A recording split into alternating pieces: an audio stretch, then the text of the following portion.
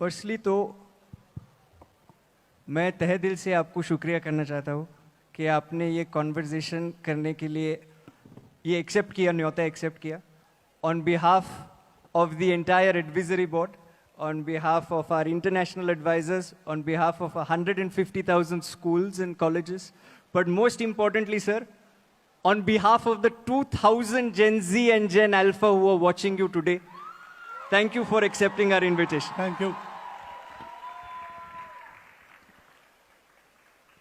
Sir, आज कई प्रश्न है, मन में कई प्रश्न है, और पहला प्रश्न ये है संवाद के बारे में.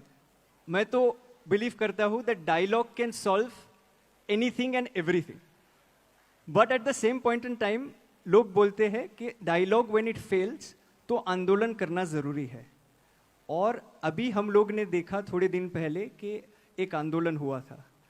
एंड लोकतंत्र में मैं ये मानता हूं कि the two things are important. One is dialogue, second is आंदोलन.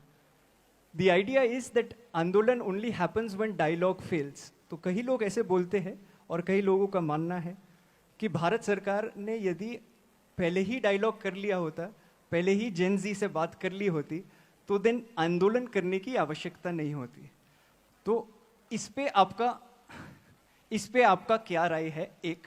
और दूसरा कि आंदोलन करना खराब है क्या? ये दो प्रश्न है स्टार्ट में सर. आंदोलन भी एक डायलॉग का तरीका है. हम यहाँ बैठ के बात कर रहे हैं, इसमें समझ में आ गया ठीक है, नहीं तो हमारा डिबेट चलेगा. आप किसी कठिनाई में हो या मैं किसी कठिनाई में हूँ, सुलझाना आपके हाथ में है, मेरे हाथ में, और नहीं हो रहा है तो मैं चिल्लाऊंगा, मैं आपको वहाँ से लेके आऊँगा, ये पहले करो, अर्जेंट है, ऐसा कहूँगा. डेमोक्रेसी में प्रोटेस्ट भी कॉन्सेंसस बनाने का एक तरीका है. Lot of views come together and a consensus is evolved after discussion. That discussion may happen through dialogue due to various reason. If that thing is not heard, agitation पर जा सकते हैं.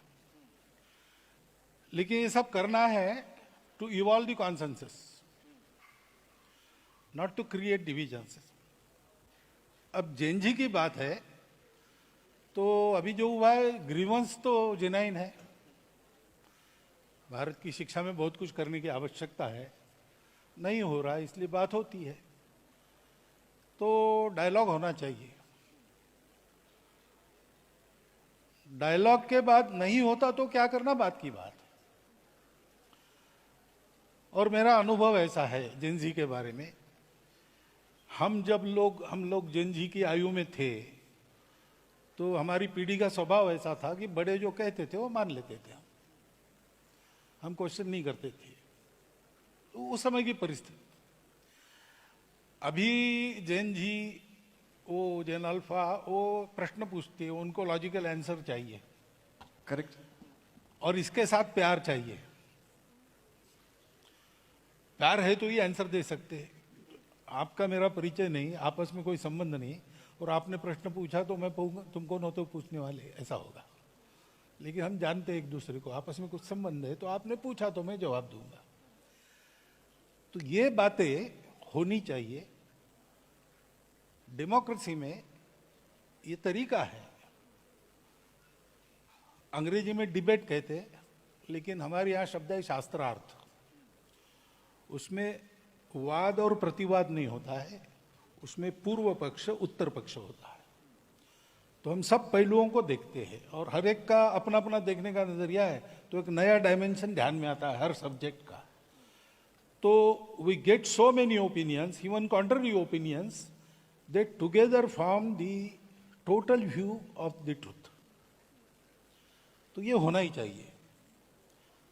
तो जेन जी ने आंदोलन नहीं करना चाहिए वगैरह, ऐसा मैं करूंगा नहीं. लेकिन कैसे करना, क्या करना डेमोक्रेसी में, इसके तरीके भी बताए हैं. अब कॉन्स्टिट्यूशन हमको जिन्होंने दिया, डॉक्टर बाबा साहब आम्बेडकर का अगर 2 स्पीचेस हमने पढ़ लिए तो ये कैसे करना क्या करना उसका उसमें इंडिकेशन है, वो देखना चाहिए। और हम लोगों को भी ऐसा देखना चाहिए कि अगर जैन जी चिल्ला रही है तो विरोध के लिए नहीं चिल्ला रही, कुछ तकलीफ है इसलिए चिल्ला रही। बिल्कुल। उसको ठीक करना चाहिए। एजिटेशन जो होना है वो आपके खिलाफ या मेरे खिलाफ न होकर वो सिस्टम करेक्शन के लिए होना चाहिए, करेक्ट। तब सब ठीक रहेगा। तो इसमें आप मानेंगे कि संवाद यदि पहले से ही शुरू हुआ होता तो ये बाद में विषय ज्यादा ऊपर जाता ही नहीं। जो नहीं होना चाहिए वो जब होता है तो कहीं ना कहीं इसमें चूक हो जाती, तभी होता है। किसकी है क्या है ये अलग बात है, लेकिन कमी तो रही है, ठीक हो जाएगी, करनी चाहिए, ऐसे मैं मानता हूँ। ठीक। और इसमें थैंक यू उत्तर के लिए। पर इसमें आप जब आपने बोला कि प्रोटेस्ट पर्टिकुलर डायरेक्शन में करना चाहिए, पर्टिकुलर मैनर में करना चाहिए, अभी सर कई बार ऐसे भी लगता है कि प्रोटेस्ट पे हम निकल आए तो लोग हमें एंटी नेशनल बुला देंगे। हाँ, लोग हमें बोलेंगे saying that this people are agents of some country and so and so. तो सर नहीं, इसमें वो मैं कह रहा हूँ ना, इसमें मैं कह रहा हूँ हाँ कि जैन जी अगर एजिटेशन कर रही है तो एंटी नेशनल तो है नहीं, अपने लोग हैं, अपनी नेक्स्ट जनरेशन है। जी सर।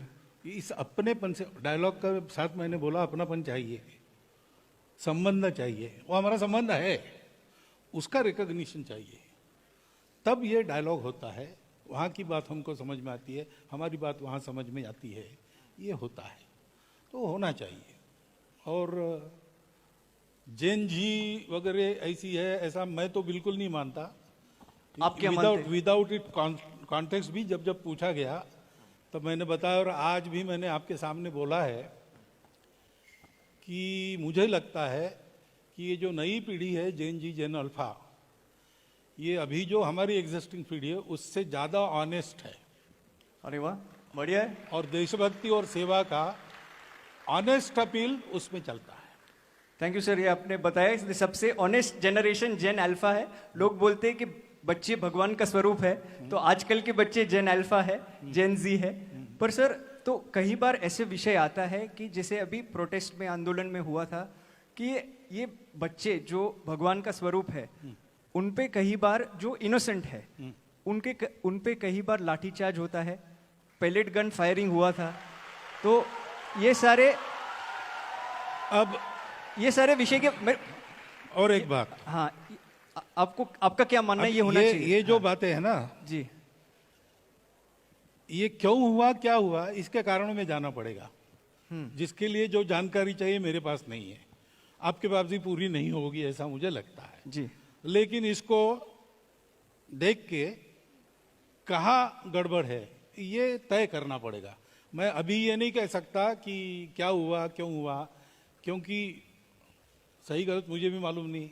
आप भी पढ़कर बता रहे हैं, मैं भी पढ़कर बता रहा हूँ।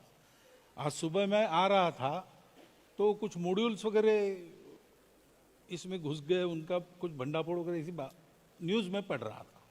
वो कितनी सही है नहीं है मुझे मालूम नहीं, लेकिन मुझे अगर आंख मूंदकर विश्वास रखने के लिए कहा तो मैं जैन जी पर विश्वास रखूंगा।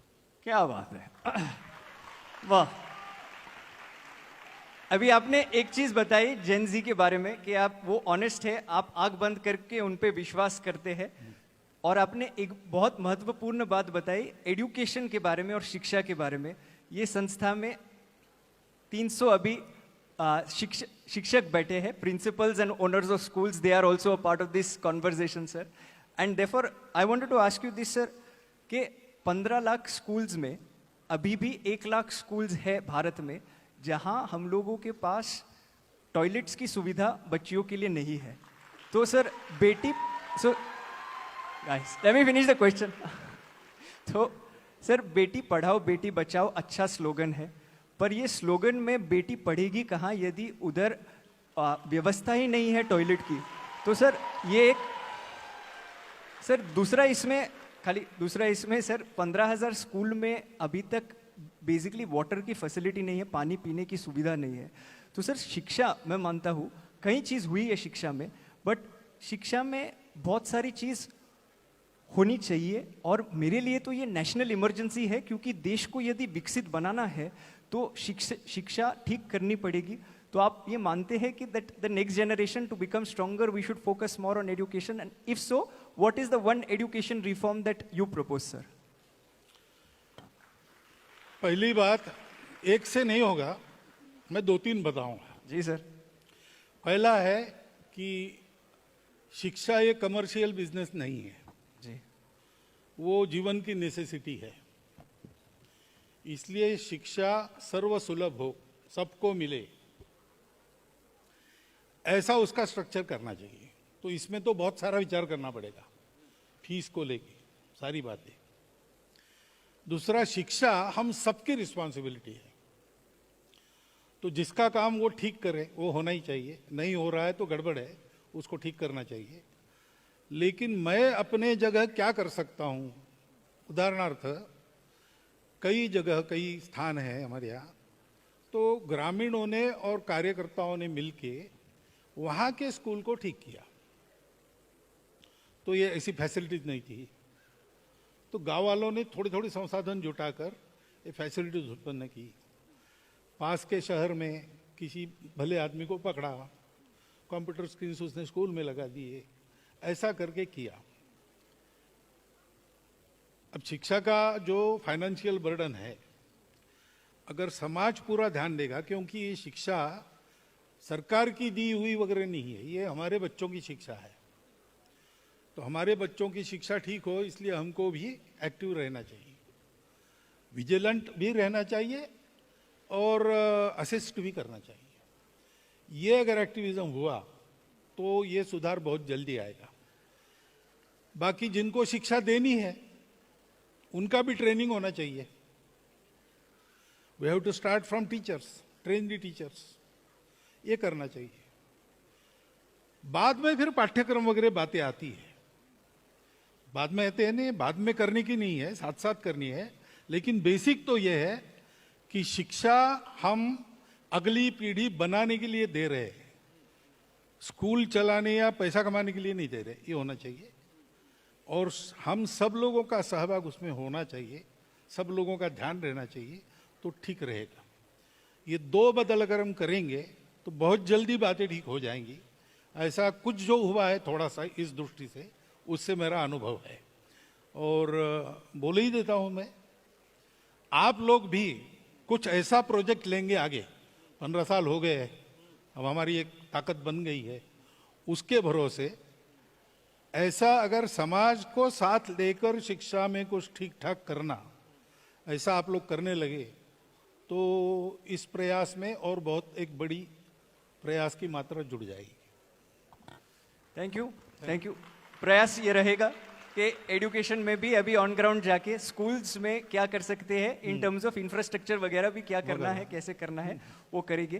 पर इसमें सर आपने टीचर्स के बारे में बात की, तो जस्ट वन क्विक फॉलोअप इसमें कि 10 लाख टीचर्स की वैकेंसी भी है आज की तारीख में। ये बात सही है कि 1 करोड़ टीचर्स है बट 10 लाख टीचर की वैकेंसी है सर? तो ये मैं मानता हूँ, और मैंने जब ये पूरा आंदोलन हुआ था तभी मैंने एक प्लैकार्ड लिया था, not for CJP, not for BJP, I am for education, how many like me, ऐसा करके मैंने सर लिया था।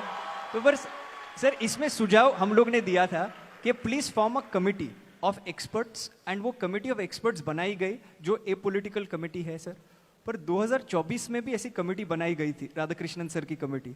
ये कमिटीज बनाते रहते हैं हर सरकार सर, पर सर कोई सरकार ने 6% अब तक एजुकेशन को बजट नहीं दिया है। तो सर मैं आपके माध्यम से, बिकॉज नेशनल मीडिया आपके कारण हमें भी देख रही है, तो आपके माध्यम से do you think that the government should pay more attention to education sir? क्योंकि 6% बजट एलोकेशन की मांग तो पुरानी है और हम उसका समर्थन करते हैं। बढ़िया है, हम तो बढ़िया है। एजुकेशन वगैरह में जाने वाले लोग नहीं हैं, लेकिन ये मांग उचित है, ऐसा हमको लगता है, उस पर इम्प्लीमेंटेशन होना चाहिए। अब सरकार के द्वारा ठीक इम्प्लीमेंटेशन हो, इसके लिए क्या क्या करना चाहिए, केवल वो करने से नहीं होगा। क्योंकि ऐसा तो कभी किसी ने कहा नहीं कि सरकारी पूरी शिक्षा चलाए, तो हम सब मिलके तो चला सकते हैं।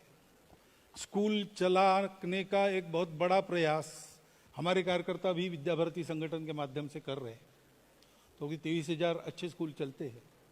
बहुत प्रांतों में उसका एक प्रेस्टीज है।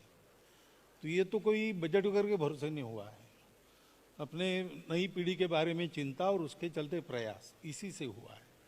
मुझे लगता है ये स्पिरिट जगाने की आवश्यकता पहली है, बाकी सब अपने आप हो जाएगा। अगर ये हुआ तो जनता में एक मूड बनेगा और कोई सरकार या कोई पॉलिटिशियन जनता को इग्नोर नहीं कर सकता, तो बिना आंदोलन के भी ये हो जाएगा। बिना आंदोलन के भी ये हो जाएगा और 6% बजट मिल जाएगा। मिल जाएगा। अरे वाह, ये सुन के बहुत अच्छा लगा। हाँ। And I am sure that this is something that everybody resonates with who believes truly in the cause of education. Yes, thank you. पर सर, एजुकेशन के अलावा जेन जी और जेन अल्फा को बहुत अनेक अन्य चीज इन्फ्लुएंस करती है। उसमें से एक बड़ी चीज जो मैं मानता हूं, जो आंदोलन में भी देखा गया, वो है सोशल मीडिया।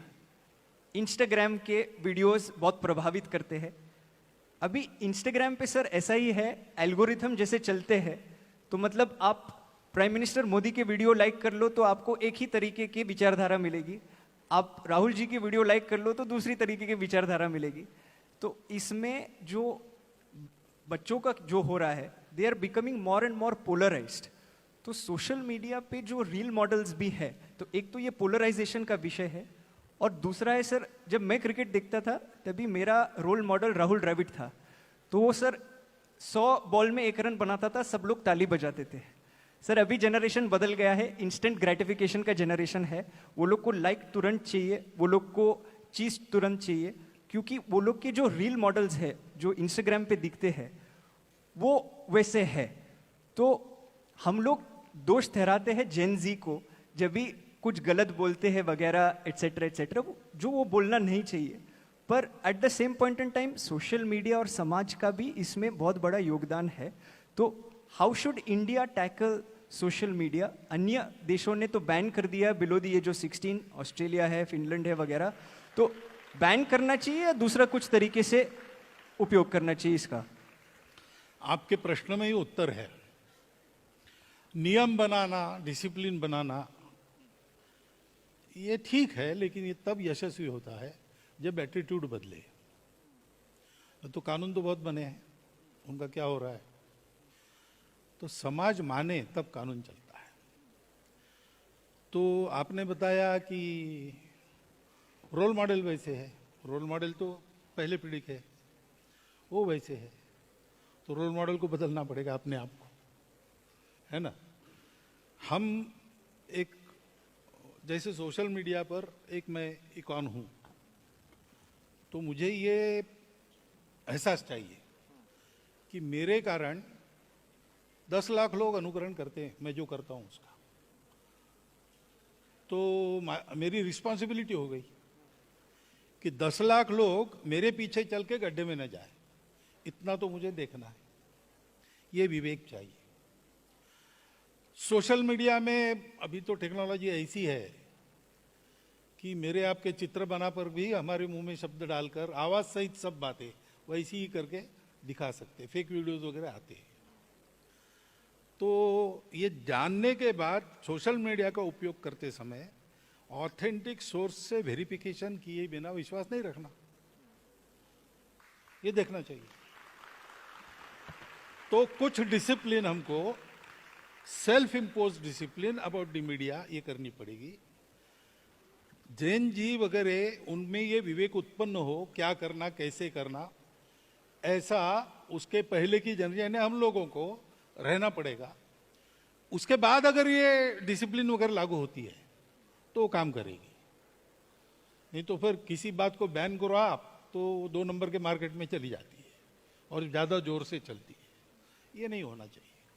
इसलिए इसका उत्तर देना है तो पूरे समाज को ऐसा उत्तर देना पड़ेगा, सरकार सहित, तभी ये काम होगा। सर अभी परंपरा, प्रतिष्ठा और अनुशासन, वो डायलॉग जो था अभी इंस्टाग्राम का मीम बन गया, जैसे मतलब वो पोस्टर बन गया, पर ये पोस्टर से निकल के एक्चुअल में परंपरा सेम रहनी चाहिए। एंड ये आपने जो बताया दैट सही रोल मॉडल्स चुनने चाहिए, पर इसमें एक चीज है, जो ज्यादा हेट करता है, ज्यादा वायलेंस करता है, तो उनको ज्यादा व्यूज मिलते हैं, उनको ज्यादा लाइक्स मिलते हैं। आज शायद से राहुल द्रविड़ को T20 टीम में मौका भी ना मिले। तो जमाना थोड़ा बदल गया है, तो इसमें नए रोल मॉडल्स को सामने कैसे लाए? अब ये थोड़ा कॉन्ट्रास्ट है ना, we don't believe in violence, ऐसा भी हम कहते हैं ना, वही यानी जैन जी वगैरह वगैरह सब, they don't subscribe to violence, then why they believe in the role models which are violent? ये हमको विचार करना पड़ेगा। So we have to decide मेरा पर्पस क्या है, मेरा क्या है, उसके अनुसार हमको विचार करना पड़ेगा। तो वहां एक बात, यहां एक बात, ऐसा तो नहीं चलेगा। दूसरा विषय इसमें, it is India's international movement to unite nations. यहाँ पहले रोमे और अन्य देशों से कई एम्बेसडर्स, कई व्यक्ति आए हैं, स्टूडेंट्स भी जुड़े हैं। तो मेरा प्रश्न ये है कि हमारे बाजू में दो देश है जो हमारे खास मित्र है, पाकिस्तान और चीन, और ये दो देशों हमारे साथ काफी बार लड़ाई होती रहती है। जब लड़ाई होती है तभी भारत में विचार ऐसा आता है कि we should not talk to them, that because they are fighting against us. What is your take on civil to civil, civilian to civilian ties in the times of conflict and even otherwise? Should they continue, and if so, how? In the times of conflict, we have to go with whatever our government military does. But that should not sever the ties which are already there. You have given two examples, Pakistan and China. China, people say that for 2000 years, Bharat has given us some values. And Pakistan was Bharat, not more, less than 100 years before. This should not be forgotten. These ties cannot be severed. They can put at hold till conflict is there. But what is the solution, Bharat solution? Bharatiya solution is not conquering or obliterating others. To form that harmonious assimilating process, that requires dialogue. So conflicts may halt all these relations, but they cannot sever. They should not. Sometimes, after resolution of conflict, we have to take up the sutra from where we have left it, and we have to continue. So permanent enmity, permanent hatred is not the solution. When there is some trouble, we have to look after it, and there is a way to look after it. We have to be all for that way. But that is a temporary thing. It comes due to politics. It is not that the Pakistanis are wholeheartedly enemies of Indians. That is not, or Indians are like that. It is not there. But states, politics, international borders, that is also there. That is a fact of life. So during conflict, we are with our government. We are with our military. But we know that sometimes it has to cease, and we have to be one. Because humanity is one. How lovely. Humanity is one, and therefore, sir, I think Bharat can be both Vishwamitra and Vishwaguru in that sense. And we can hopefully unite the world, because we are not looking to conquer any other country, but we are looking to unite. तो sir स्पष्ट पूछ लेता हूँ एक बार, आज की तारीख में सिविल सोसाइटी को पाकिस्तान और चीन के जो स्टूडेंट्स है या फिर नॉर्मल सिविल सोसाइटी है, उनके साथ संबंध रखना चाहिए, उनको बुलाना चाहिए, बातचीत करनी चाहिए, हाँ या ना? Not during times of conflict, I tell you. Now conflict is a military war or even terrorism. That is a sort of conflict. This terrorism is not only a terrorism by radical groups. It has a whole philosophy behind it. And there is a policy behind it, 1,000 cuts. So it is a hidden war. So we have to treat it accordingly. Okay. Understood. दूसरा विषय जो international बच्चों में काफ़ी बातचीत होती है, अभी भारत में बातचीत होती है अबाउट द LGBTQIA+ कम्युनिटी। तो ये विषय पे आपने कई बार बोला है and you have spoken and you have said that everybody is a part of the same community and we should treat everyone in the same manner. But sir, my question then to you in this is कि same sex marriage जो है अब तक वो legalise नहीं किया गया है एंड संघ की विचारधारा इस पे और जेन जी और जेन अल्फा में ये काफ़ी बात होती है। उसके लिए मैं आपको पूछना चाहता हूँ that why is the RSS stating that same sex marriage should be disallowed? तो same, did I ever say same manner? Sorry sir. Did I ever say same manner? No sir. No. No. LGBT or whatever, they are all part of the society thank you. which we belong to. And in our society, there is a tradition of accommodating them. There were systems. Now, marriage is not, in our tradition, vivaha. That is not a convenience created so that two people should live together. It is an institution which is created by marriage, family. Family is unit of society. And next generations are trained in kutumba or family to be good citizens of that country. So training of next generation by their relations, mata, pita, all these things. That is also an ancient system running. Now, we have to have some system first. The existing system, if we disturb, and new systems we don't have, that will create a conflict. Secondly, we cannot mix these things. We have to prepare the society first, because laws don't dictate society. Society dictates the laws. है ना? जी। So we have to educate the society first. That stage is not there. And at this stage, if we tamper with the vivaha system, that will create some other side effects. So instead of that, prepare a system which can accommodate all these people. They are part of the society, and it should be seen to accordingly. That is definite. But manner can change. Manner has to change. This situation, we have to have these special measures. That is why same-sex marriage don't say that. How these same-sex companions can live together, you have to devise some system. You can form a law for that. Society will accept that. How lovely, how lovely. So same sex companionship, उसके बारे में विमर्श और विचार करना चाहिए and eventually उस पे कोई law pass करना चाहिए कि that becomes acceptable in society.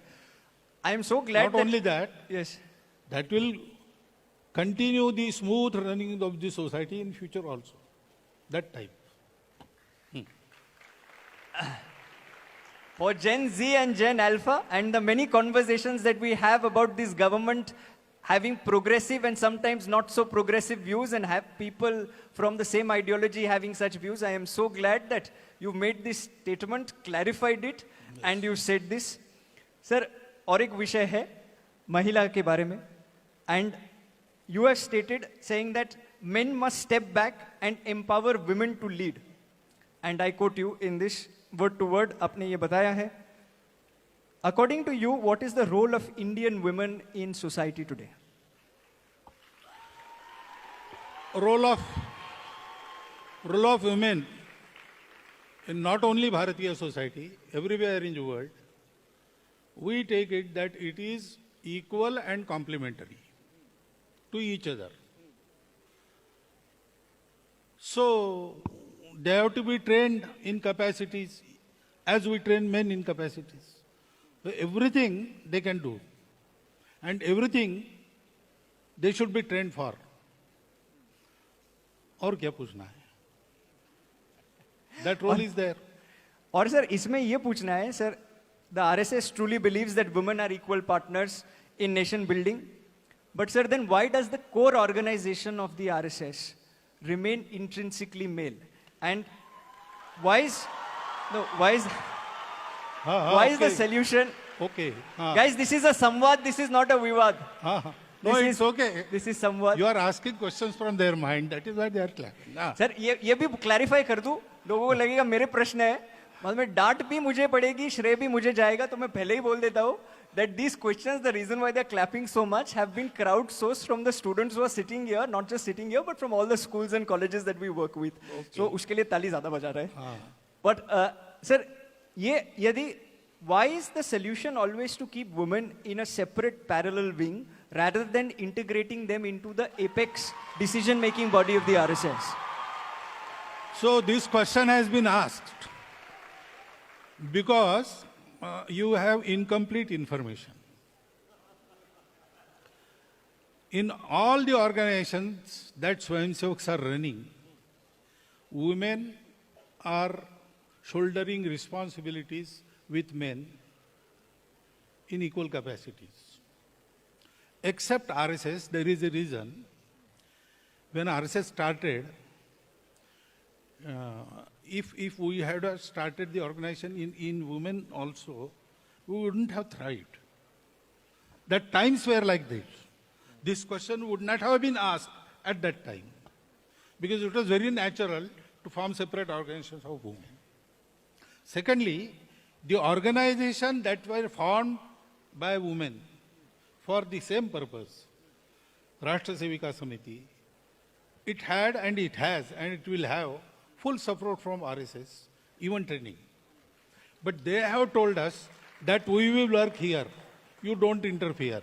You work there, we will not interfere. We will help each other. That mandate, when they will withdraw, we will start doing work in women also. But in apex body of RSS, Akhil Bharatiya Pratin Sabha, all the women working in the public field, they are also invited in the process of decision making. They are there for full 3 days. So this information you should have, then this question will not arise. So sometimes we need this kind of information from you. Yes. It is better that you give it than I That give is it. why you ask questions and I answer them. पर इसमें और एक चीज है sir कि आपने यदि बोला एंड जैसे लास्ट भी बोला था उसमें मैंने वापस क्लैरिफाई कर दिया था अबाउट LGBTQ. यदि if the women's wing of the RSS says that we don't need a women's wing anymore, then we will see one cohesive cohort that is between the RSS, that is the men and the women and everybody else equally and a part of the organization. It is not a wing, it is separate autonomous organization. Right. If they say Right. that, okay, now RSS should also work, so we will start working in women. Okay. Okay. Sir second last question मेरे ओर से एक विषय है which is complementary to education. Education के बाद 24 की आयु के बाद स्टूडेंट्स एसेंशियली 21 के बाद they look for jobs. Bharat में there are 1.6 billion people now and there are 40 crore who are gen Z sir. तो इसमें जाहिर सी बात है दैट इतने सारे यूथ के लिए जॉब्स एक साथ क्रिएट करना it is a difficult task. But at the same point in time it is also true that there is a 16% youth unemployment that is there in our country, sir. It is also true, sir, that young people are not finding jobs of their choice. It is true that there is an all-time income gap between the rich and the poor. Last time such kind of inequality happened was in 1922, where the top 1% now holds 40% of our national income, sir. So, sir, unemployment में भी काफ़ी चर्चा होती है. What is your take on unemployment and what should Samaj do and what should Sarkar do about this? Now, एक mindset हमको बदलना चाहिए.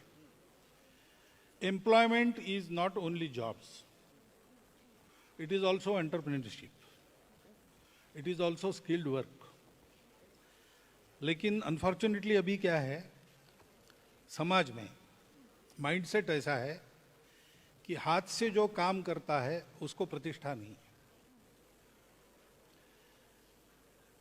अब 4 लाख रुपया मेरे पास है, 4 लाख रुपए का चावल गेहूं किसान के पास है। मैं और वो किसान किसी ऑफिस में गए एक साथ, मेरे 4 लाख खाने से पेट नहीं भरता, उसका गेहूं चावल खा के मैं पेट भरता हूं, लेकिन मेरी इज्जत ज्यादा है, मेरे पास कैश है। उसके पास कैश जिसके लिए वो है उसकी इज्जत नहीं है। ये हमको, इसको कहते श्रम प्रतिष्ठा, dignity of labour. We have to regain that. वो नहीं है, और इसलिए everybody runs after some service job, preferably government service, preferably in his own district, preferably near his home office should be there, and everybody rushes at the same door and no one gets in, while there are fields where his workers are not available. I also see what we call menial jobs. Doing that, people have earned wealth. There are buildings, पान ठेला वाला, puncture वाला, ऐसे लोग। एक बच्चा 8वीं में पढ़ाई छोड़ के होटल में काम कर रहा था। एक यूनिवर्सिटी के रजिस्ट्रार ने उसको पूछा, उसने कहा मुझे पढ़ना नहीं है लेकिन कमाना है, तो क्या करना चाहते हो? पान ठेला। तो उसने पान ठेला चलाया। उस समय 8वीं में था, अब तो जवान हो गया, शादी, लड़के बच्चे हो गए। 29 लाख की प्रॉपर्टी है उसकी, पान ठेला चलाते हुए। That registrar trained him for 1 year to run a paan ठेला। ऐसे है, और ऐसी एक उदाहरण, उस रजिस्ट्रार ने 400 लोगों को तैयार किया है। He is in Maharashtra. ऐसे बहुत उदाहरण है सर्वत्र। तो एंटरप्रेन्योरशिप चाहिए, श्रम प्रतिष्ठा चाहिए। सब लोग जॉब्स में ही जाएंगे, गवर्नमेंट जॉब में ही जाएंगे, ऐसा नहीं है। अच्छा लाइफ इससे मिल सकता है, लग्जरियस लाइफ मिलेगा इसकी गारंटी नहीं है। अब हमको बहुत पैसा चाहिए, आराम से चाहिए, परिश्रम नहीं चाहिए, ऐसा अगर हम सोचेंगे तो ये तो ऐसा होगा कि स्वर्ग में जगह चाहिए, अमृत पान चाहिए, रोज ये चाहिए और परिश्रम कुछ न करना पड़े। तो वो सपने तो सबके सफल नहीं होते। लेकिन अनएम्प्लॉयमेंट जा सकती है अगर हमने जॉब को ऊपर नीचे देखना छोड़ दिया। और हमने छोड़ दिया है ना, मैं जॉब के लिए प्रयास कर रहा हूं, मेरी सवाल नहीं है, सोसाइटी ने छोड़ना चाहिए। जो कमा रहा है उसकी प्रतिष्ठा है। हाथ से कमा रहा हो, जॉब में कमाता हो, सरकारी नौकरी में हो, प्राइवेट नौकरी में हो, अपना उद्योग चलाता हो, कुछ भी चलाता हो, एजुकेशन में इसकी तैयारी चाहिए।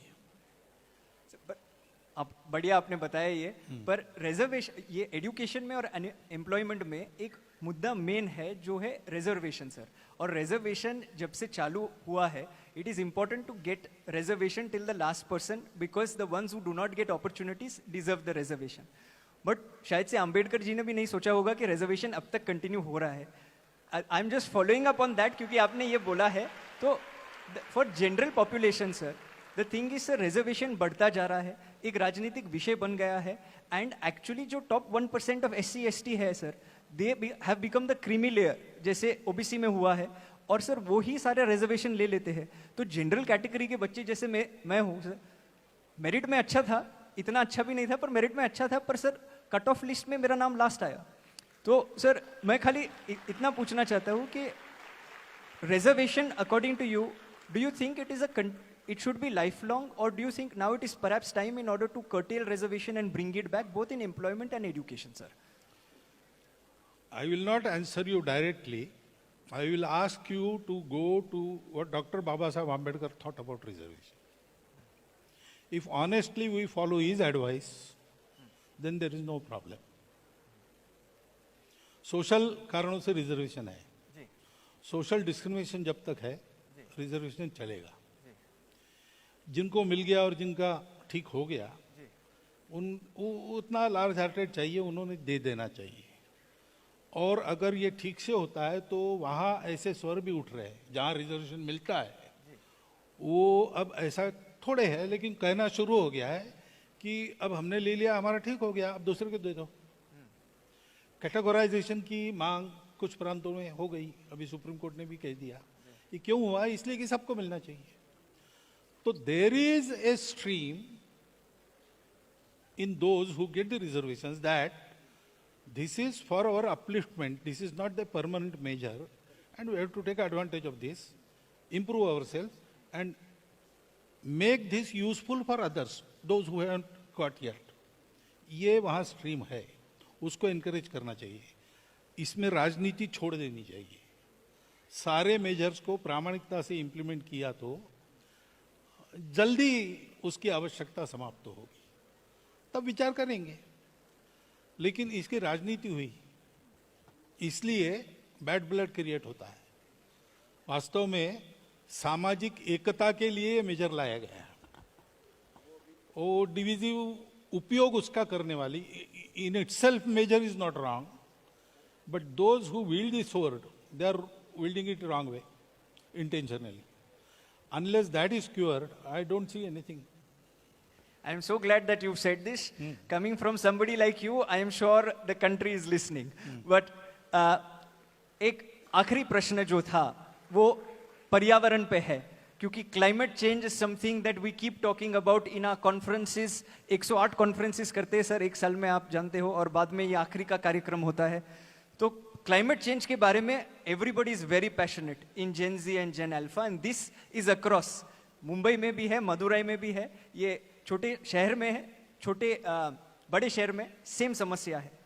वो लोग बोलते हैं कोई भी सरकार है सर, भाजपा है या कांग्रेस है या राष्ट्रवादी है, जो भी है, जब भी हम लोगों को आवाज उठाना है कि आप पेड़ पौधे क्यों काट रहे हो, you can build the road in a different manner, and सरकार नहीं सुनती। तो सर क्या करना चाहिए? क्योंकि हमारी आयु अभी जो बैठे हैं, तो हमारी आयु है 15, 16, 17, 18, 19। तो आपका क्या सुझाव है? What should young India do when they believe so much in climate change, but sometimes governments don't believe as much in climate change? Government is a different thing. Correct, but हमको क्या करना? Anywhere government is a different thing. It has to act in so many pressures. Secondly, the available model of development is itself unsustainable. That is why they have to plan for sustainability goals. And the only country which fulfills that goals per year is Bharat. Everybody else talks of this Paryavaran and never acts on it. We have to change the model. As you said, development can happen without harming Paryavaran. That is true. But that way is with us and we are not treading on it. So we have to change our development model. That is the basic thing. Without that, no government can act fully for the Paryavaran. Some lapses will be always there. Now, this requires a tremendous pressure which should come from the society. If society has to create the pressure, society has to act on Paryavaran. So, possible successful way, I see that we should start from our own home with small things. जैसे एक programme अब हम लेके जा रहे हैं समाज में, पानी बचाओ, प्लास्टिक हटाओ, पेड़ लगाओ। सो अपने घर में इलेक्ट्रिसिटी, अपने घर में पानी। अभी बहुत सी जगह आदत है खिड़की दरवाजे बंद कर लेना और लाइट लगाना। फिजिक्स का क्लास चल रहा था तो ठंडी हवा आने लगी, इसलिए सब खिड़कियां बंद की, और अब गर्म होने लगा इसलिए पंखे चलाए। तो प्रोफेसर ने कहा दिस इज कॉल्ड सिविलाइजेशन। ऐसा हम कर रहे हैं। हम अगर अपने घर से शुरू करते हैं कि शावर के नीचे कितने देर रहना, 45 मिनट, 1 घंटा लोग रहते हैं, 15 मिनट में पूरा काम हो सकता है। स्नान के लिए पानी कितना चाहिए? तो जो एक्सट्रीम पर्यावरणवादी है उन्होंने डेमोन्स्ट्रेशन करके हाफ ए बकेट साबुन वाबुन लगा के सब, लेकिन ठीक है, 1 बकेट 2 बकेट बहुत हो गया। इलेक्ट्रिसिटी का कैसा होता है, अनावश्यक लाइट कितनी होती है, शादी ब्याहों में कितना एक्स्ट्रा वैगंजा होता है, ये सारी बातें हम करते हैं। एक तरफ वो करते हैं, दूसरी तरफ ये करते हैं, और इसलिए क्या होता है कि हमारे कहने का प्रभाव नहीं होता है। तो इसलिए we have to start from our home. तो अवेयरनेस होगा, अभी अवेयरनेस बहुत अच्छा आ गया है और बढ़ना चाहिए।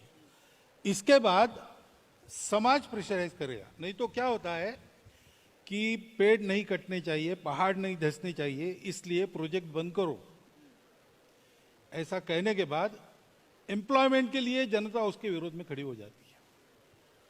अब दोनों चाहिए, एम्प्लॉयमेंट चाहिए, डेवलपमेंट चाहिए, पर्यावरण भी चाहिए। तो फिर हमको मॉडल बदल के काम करना पड़ेगा। अगेन मॉडल बदलना है तो दुनिया के उल्टा जाना पड़ेगा। उल्टा जाना पड़ेगा तो पहले समाज में मॉडल चाहिए, तब किसी की हिम्मत होगी उस पर चलने की। ये सब करना पड़ेगा और ये स्टार्ट हुआ है। में करो ऐसा आपको नहीं कह रहा, आप भी करो, हमने शुरू किया है। हमने ऐसे मॉडल्स भी खड़े किए, डेवलपमेंट विद पर्यावरण। हमारा ग्राम विकास उसी प्रकार से चलता है। तो ऐसी कई बातें, अभी मैं एक कॉन्फ्रेंस में गया था तो देश भर के कई सारे आर्थिक दृष्टि से प्रयोग करने वाले लोग आए थे। तो अबाउट 500 वेयर देयर, यानी वेयर स्पॉटेड। उसमें से 39 को सिलेक्ट करके बुलाया, वो उनका वृत्त हुआ। उसमें सब लोग थे स्वयं करने वाले। तो ये शुरू हुआ है, हमको भी उसमें हाथ लगाना चाहिए। The tide will turn once the opinion is firmly planted in the public mind and public does what it can do in their own home. तब बदलेगा, बदलना तो पड़ेगा। बदलना तो पड़ेगा। एंड मैं मानता हूँ, जैसे आपने बोला, पब्लिक मोमेंटम और पब्लिक प्रेशर बना रहेगा और खुद वो लोग भी करेंगे तो ऑटोमेटिकली और पॉलिसी बनेगी और सिस्टमैटिक प्लानिंग हो पाएगा। ये आप बता रहे हैं। बिल्कुल। ये भारत में तो कुछ नया नहीं है। It is something that we have been worshipping the environment much. Prithvi Sukta में अथर्ववेद में पृथ्वी सूक्त में पहली बार there was a hymn in regards to protecting nature and worshipping nature, and we used to worship nature before we used to worship gods. But sir, I only hope that जो आपने आज जो बताया है, क्योंकि आपने बताया है, बच्चे तो सुन रहे हैं, but everybody else is also listening across the country, and I really hope that the message spreads and a lot of things that you've mentioned about education, about climate change, about all of these issues actually gets implemented. Before I let you go, because I have you, मेरा एक व्यक्तिगत सवाल है संस्था के ओर से, और संस्था से जो सब जुड़े हैं, जो बैठे हैं, उनके ओर से 100 साल से आप मैन मेकिंग कर रहे हैं, हम छोटा सा प्रयास कर रहे हैं। What are the 3 qualities that you think leaders of tomorrow should have in India and across the world? 3 qualities यदि आपको लगती है नेक्स्ट जनरेशन के लिए। देखिए, लीडरशिप के लिए पहली बात है, you have to lead from within, lead by example. तो लीडरशिप यानी टीम वर्क चलाना है। लीडरशिप कहने के बाद हमारे सामने वो चित्र आता है, सामने आ रहा है, भाषण कर रहा है, चुनाव जीत रहा है, लोगों को उपदेश कर रहा है। इससे नहीं होता है। Real leaders are those who remain behind, they work from within. Sir, that is sorry to interrupt you. That is why we have you today here. That is why we requested you as the chief guest here. I don't say myself, I don't see myself as leader, as a worker. But anyway, secondly, leaders' behavior.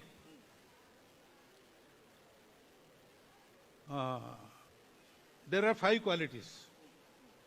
जी। शास्त्रे त्यागी, पात्रे त्यागी, रणे रागी, भागी परिजनैः सह. So he knows all the things and he appreciates qualities. Patre tyagi, gune ragi, appreciate the qualities. He shares, bhagi parijanes, shares with all others. Whatever he gets, kirti, prasiddhi, success, material gains, he shares.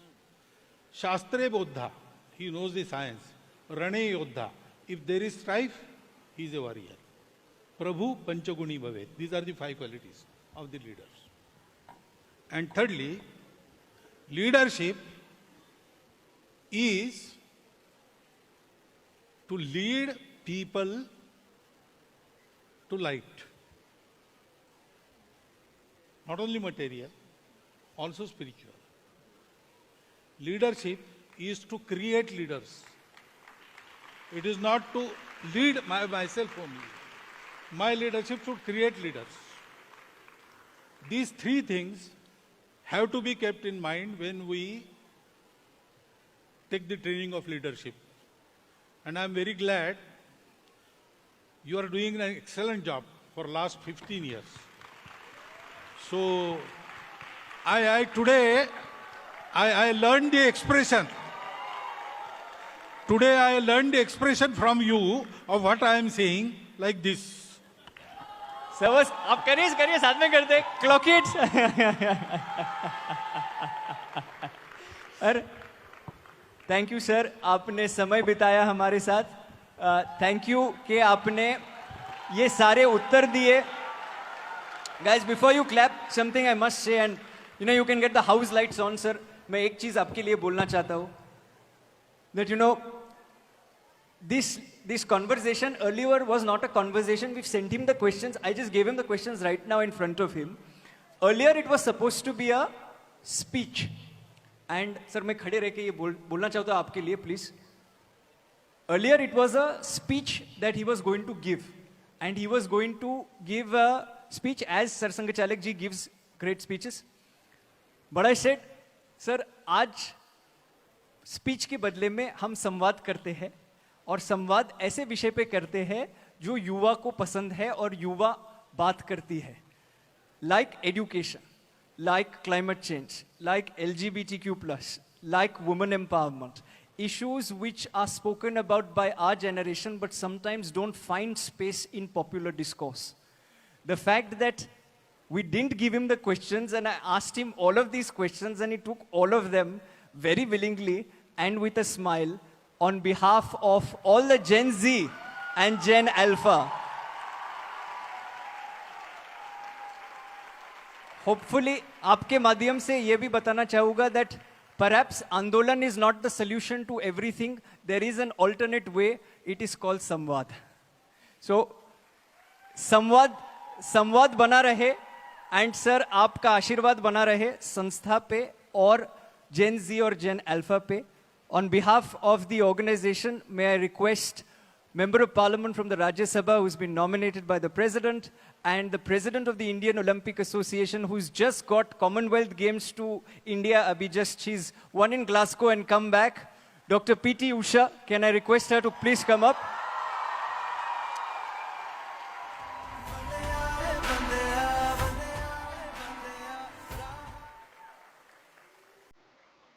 And up until... If the music's played, it's fine.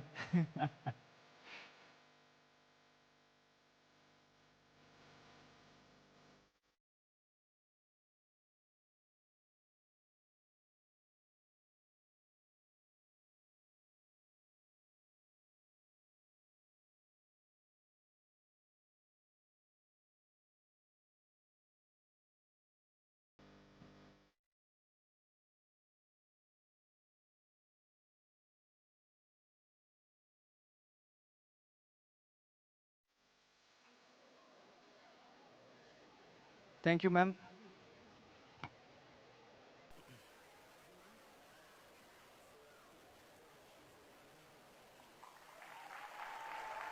Thank you so much, sir. Thank you. Please, sir. Thank you. And thank you, sir, for saying what you said. I hope now that Dr. Bhagwat has spoken and he has said that 6% will be given to education very soon, I am sure 6% will be given to education very soon from the Union Budget of India, and we'll focus on schools and colleges per se.